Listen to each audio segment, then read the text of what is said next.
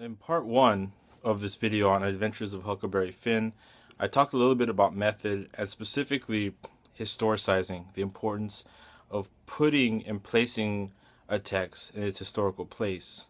For this video, I'm going to talk a little bit about how the novel might help us think about race and racism, and in turn, why I think Adventures of Huckleberry Finn will always be prominent and always be read, and it will probably always be on different banned books lists for different schools. I want to center on two moments, right? One is on chapter 15, the other is at the end of the novel, right?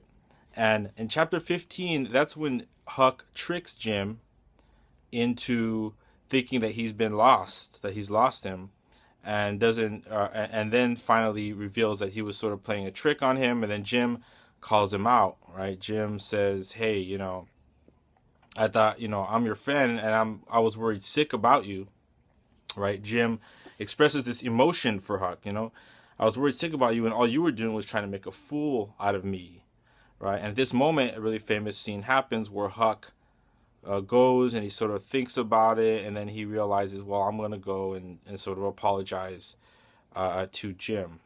There's a couple of different ways to read this. One can argue that this demonstrates Jim's ability to sort of teach Huck a lesson, to move Huck, to get his mind thinking about the ethical problems around racism and slavery, right? That Jim has this capacity, so that sometimes we can do that when we analyze a novel and go like, what's this character represent? What's that character represent? And what does it tell us?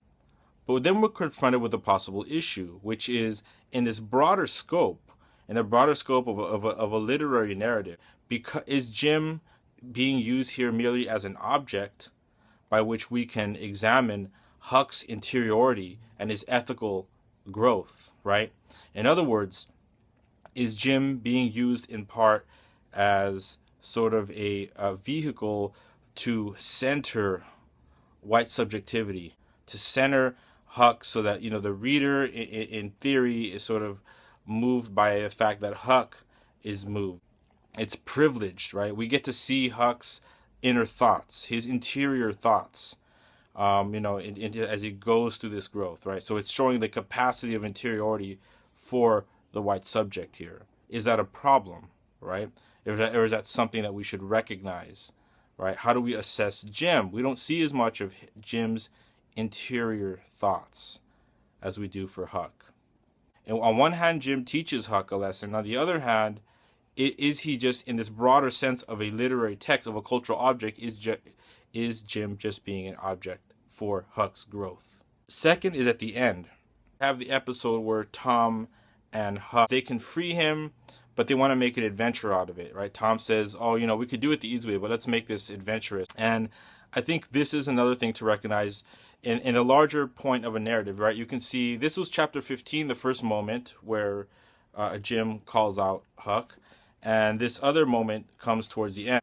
They make a game of Jim's freedom, right? Huck and Tom make a game and it's Tom's idea, but they both make a game of his freedom, right? So in the larger scope of the narrative, is this the text denying Huck and Tom the sort of ethical growth that was suggested in the other moment? In other words, is that a significant and important way that the text is sort of reinforcing the lack of growth, or reinforcing the sort of limited ethical capacity that Tom and Huck have?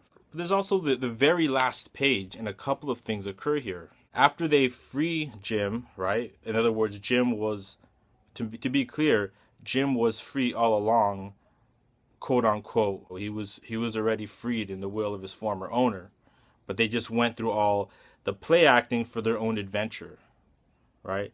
But at the very end, after they're freed, Tom makes a suggestion, and it's right here on page 365 of the Bedford edition, chapter the last. And then Tom, he talked along and says, "Let's all three slide out of here one of these nights and get an outfit and go for howling adventures amongst the Injuns over in the territory for a couple of weeks or two." All right, what's happening here? Howling adventures amongst the Indians is interesting, and the idea of the territory does evoke the idea of colonialism, especially in the 19th century. Indians is of course a slur, and even if it wasn't then, it's still a marker of indigenous lives and life, right?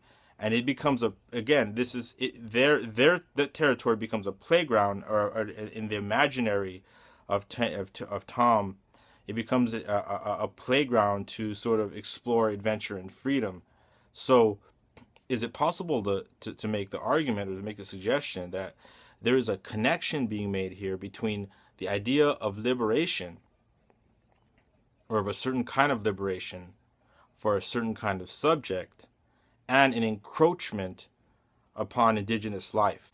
When Huck says, right, but I reckon I gotta light out for the territory ahead of the rest, right, and to avoid being civilized, we see the repeat of that in that last page, right? This idea that to free from the civilization or the constraints against his freedom is always connected to this adventurous, I would argue, colonial, imagined open free space.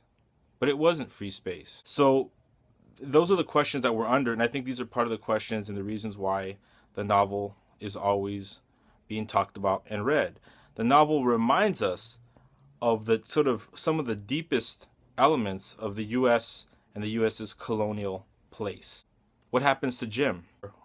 One, as the reader, might know what happens to Jim, right? Because we understand the history and legacy of anti-blackness. So it's before the Civil War, right?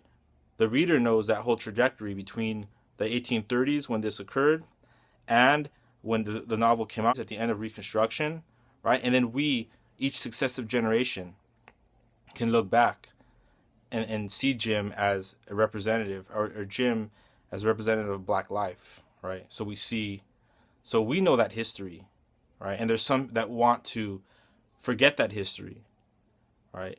But different cultural objects, people, and including this novel, continue to make us remember it, especially if we read it closely and we actually read it carefully.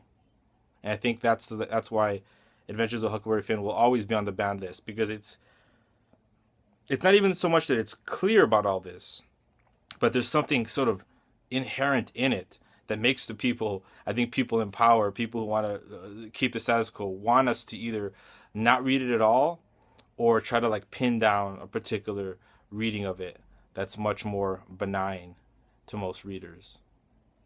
That's the legacy of it.